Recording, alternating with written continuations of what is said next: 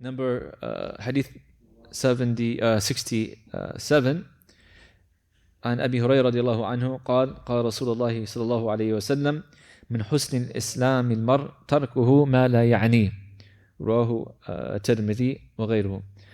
From the perfection of one's Islam is leaving that which does not concern him. This is narrated by Tirmidhi and others. Also, this hadith has some weakness in it, but it's also, like I said, it has overall actions that we can kind of benefit from, and it has in line with Islamic advice, right? Not putting your nose into affairs that don't concern you is from the ways of the Muslim. Min husni Islam al-mar, basically perfecting the Islam. This is especially for, the ones who come into Islam, right? The ones who revert or convert. They have, there's levels in Islam. Some people's Islam is shaky, some people's levels are up there and their iman is high, etc. So Allah has showed us many ayat, like for example, قالت الأعراب آمنا قل لم تؤمنوا ولكن قولوا أسلمنا ولم يدخل الإيمان في قلوبكم, right? The Arab used to say that we believe, and Allah says, don't say that you believe it, you're not become believers yet, but say that we have submitted, aslamna, and iman has not entered into your heart yet. So there's levels, right? So this hadith shows us min husn al-Islam al-mar, from the perfection of one's Islam, meaning that Islam can be perfected. That means you can increase your levels of Islam and iman, right? Getting closer to Allah subhanahu wa ta'ala. And the Prophet said, إذا أسلم العبد فحسن إسلامه كتب الله له كل حسن كان أسلفها ومحيط عنه كل سيئة كان أزلفها ثم كان بعد ذلك القصاص الحسنة بعشر أمثالها إلى 700 ضعف وسيئة بمثلها إلا أن يتجاوز الله عز وجل عنها. That whoever becomes a Muslim and perfects his Islam, Allah subhanahu wa ta'ala will write all the good deeds that he did before Islam as a hasanah for him. And Allah will erase all the bad deeds that he did before Islam. And for every good deed he does in Islam, Allah will multiply it 10 times to 700 times to many more times.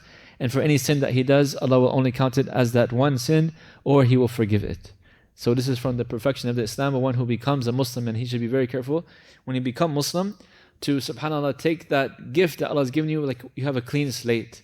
And if you perfect your Islam and you really strive to become a good Muslim, Allah will actually turn all of the deeds that you've done in the past and He will count them for you as well. And He won't count the bad deeds. He will forgive the bad deeds. And then we know the hadith that also, like when a person becomes Muslim, Islam erases the wrongs that he has done before Islam. Leaving that which does not concern you, what are the affairs that should not concern you as a believer?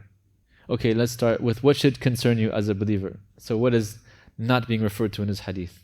Nobody? Fulfilling your obligations, of course, concerns you. Yeah, what about other people fulfilling their obligations? It depends.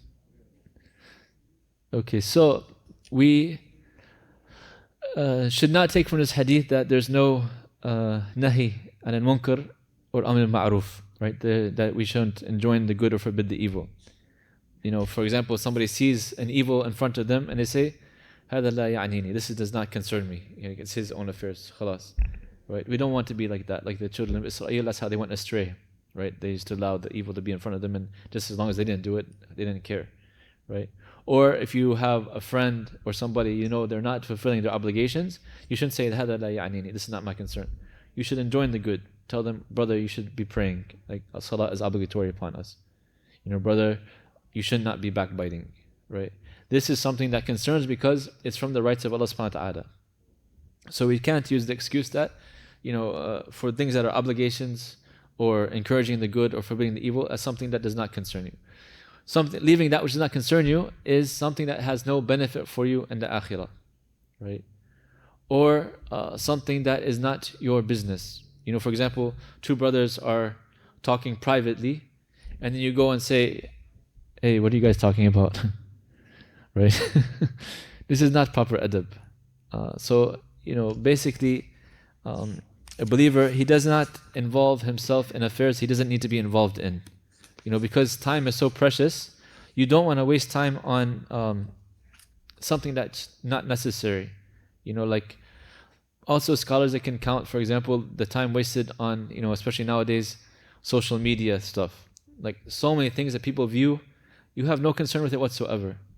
People spend hours upon hours upon hours viewing videos or TikTok or Instagram or YouTube, whatever, about stuff that has nothing to do with them. And they spend, wasting valuable time on that, which could be spent reading Quran, worshipping Allah subhanahu wa ta'ala, even just sleeping sometimes is better, right? People actually losing sleep over social media. They're getting, they're watching it up until late at night, and it actually affects their sleep negatively. So this is from those things that one should leave, that it does not properly concern them. Ibn Arabi al-Arabi, not Ibn Arabi, Ibn al-Arabi, the Maliki al-Faqih, the great scholar of Islam, he says that, a person is not able to fulfill all of his necessary matters, right? Like the things that we're supposed to do in Islam, we're always like falling short. So how can he have the time to waste on things that don't concern him, right? And then there's a, let's see if I can find it, inshallah. Let me see if I can remember. Anyways, like there's a hadith of the perfection of the adab of a Muslim, and it is from this one, this hadith here, من حسن الإسلام المرء تركه ما لا يعنيه, like from the perfection of one's Islam is to leave that which is not concerning him. And من كان يؤمن بالله واليوم الآخر فليقل خيرا أو ليصمت, whoever believes in Allah and the day after, he should speak good or be quiet. And لا تغضب, don't get angry. These are considered some of the pillars of good adab, not concerning yourself with those things that are none of your business, basically. Not speaking unless there's a point to speaking, right? And speaking, if you're going to speak, you speak good or remain silent. And not getting angry. These are some of the ways that a person can, follow this hadith, or the meaning of this hadith, in terms of, saying things that are beneficial. Ask yourself before you speak, is this going to be benefit to this or not? Does this concern me? Am I needed to speak about this or not? If not, one should refrain. If so, then they should speak. As Mu'adh, he asked the Prophet ﷺ, will people be entered into the hellfire because of the things that they are saying? And the Prophet ﷺ said, ثَقَلَتْكَ أُمَّكَ يَا مُعَاذ وَهَلْ يَكُبُّ النَّاسَ عَلَى مَنَاخِرِهِمْ إِلَّا فِي النَّارِ إِلَّا حَصَائِرِ أَلْسِنَتِهِمْ. He said, like, woe be to you, Mu'adh. Don't people enter or get thrown on their faces in the hellfire except from what they are speaking, right? From the earnings of their tongue. So being very careful not to, speak about things that are not necessary. And Allah says, لا خير في كثير من نجواهم إلا من أمر بصدقة أو معروف أو إصلاح بين الناس وما يفعل ذلك ابتغاء مرضات الله فسوف يؤتيه أجرا عظيما. That there's not much good in like group discussions or conversations or meetings, except if there is an encouragement of sadaqah, charity, or encouraging the good, or rectifying the affairs between two parties, making islah. And whoever does this seeking the pleasure of Allah, he will be given a great reward. So the scholars say that these are the means that one should occupy themselves if they concern themselves with. Other than that, it's not necessary. And then Imam Nawawi, he says that if a person speaks only things that are beneficial, he can be happy, in Yawm al-Qiyamah. And if it's not beneficial or disliked and he refrains from it, then he won't have any, punishment, inshallah. And if it's something that he doesn't know, is it beneficial or not beneficial? In this case, he says it's better to refrain because you don't want to cause harm or be held accountable for extra speech that is not necessary. This hadith also shows us that a mu'min doesn't involve himself in petty affairs, right? Leaving those things that are like unbeneficial. So excessive arguing, some people like to argue and debate, and there's no real benefit in it. We don't have to involve ourselves in this because we have such limited time in our lives. We don't have time to waste with that. And the Prophet ﷺ, he said that whoever leaves argument for my sake, I will guarantee for him a place in Jannah, right? And he says even if he was on the right, وَلَوْ كَانَ مُحَقًّا. So sometimes it's not beneficial to waste your time arguing, especially if you know you're right and that other person's not accepting it. Khalas, right? Or like I said, many of the things that are so popular nowadays, and they're like time killers and time wasters. Don't get yourselves, addicted to these things or spend so much time on it. It's become a big problem with people, not only Islamically, because it's taking away from your ibadat, from your recitation of the Quran, but even in the dunya, some people are actually not fulfilling their jobs correctly because they're so addicted to the social media. And Hassan al-Basri rahimahullah ta'ala, he says that, from the signs of the one who Allah has turned away from is that he is preoccupied with busy things. He gets kept busy with all these things that don't benefit him in the deen. So it's scary, if a person falls into that category. A mu'min, subhanAllah, from the signs, you can interpret it the other way, that Allah loves you, is that you're always preoccupied with the deen. And that's taking up most of your time, and that's giving you the most of your work and effort. Also, this hadith shows us how Islam protects society from harm, and it protects privacy, right? It's not befitting for you to get involved in other people's business if they don't want you involved in their business, right? People have a right to privacy. If somebody is having a private conversation, don't interject yourself. Just like if you're talking something privately with somebody, you don't want someone to come and pry upon your business, right? So be respectful, respect the boundaries.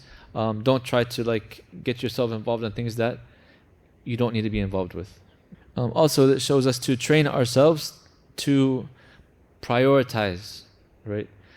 If the hadith is telling us to stay away from those things that don't concern us, it's also saying indirectly, and do those things that do concern you. Work on your salah, work on your Arabi, work on your Quran, work on your family life, work on doing islah, work on building the community, work on giving da'wah, work on things that's going to benefit you in dunya and akhirah. And also, it's a reminder that we were created for a purpose, not to waste our time. Allah Azza wa Jalla, He says, أَفَحَسِبْتُمْ أَنَّمَا خَلَقْنَاكُمْ عَبَثًا وَأَنَّكُمْ إِلَيْنَا لَا تَرْجَعُونَ. Do you think that we created you in play, like in jest, without any real purpose, and that you're not coming back to us or being brought back to us, to Allah Azza wa Jalla, for Yawm al-Qiyamah, for hisab? No. وَمَا خَلَقْتُ الْجِنَّ وَالْإِنسَ إِلَّا لِيَعْبُدُونَ. We have a purpose behind our creation, which is to worship Allah Azza wa Jalla, not to be playing games all the time. Yes, a Muslim can have fun, can relax, can vacation, can do things that are, to revive the nafs, but it should not be our sole indulgence. When people just become 100% or 95%, 90% dunya, and they literally leave so much little for akhirah or for Allah Azza wa Jal. It should be the other way around. Mostly our concern is the akhirah. We center our lives around the salah. We center our lives around obedience to Allah subhanahu wa ta'ala. We try to surround ourselves with those people who bring us closer to Allah. We try to stay away from those people who bring us away from Allah. Right? So a person, perfecting their iman would try their best to leave that which is not beneficial. Connecting the two hadith together.